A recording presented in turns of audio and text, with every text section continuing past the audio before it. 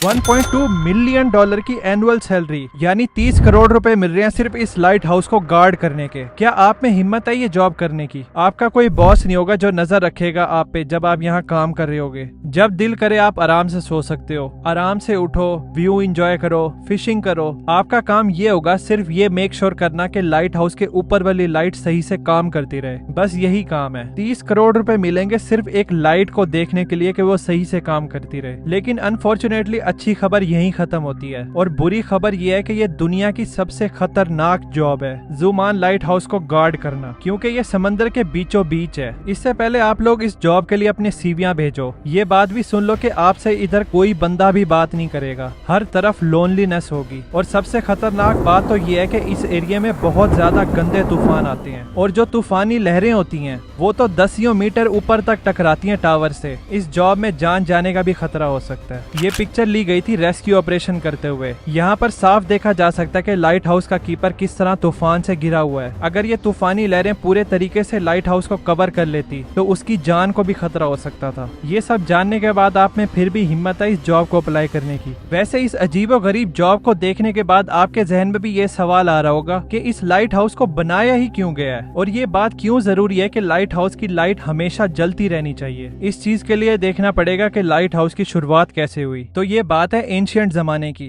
जब सफर करने के लिए ना ही रोड्स हुआ करते थे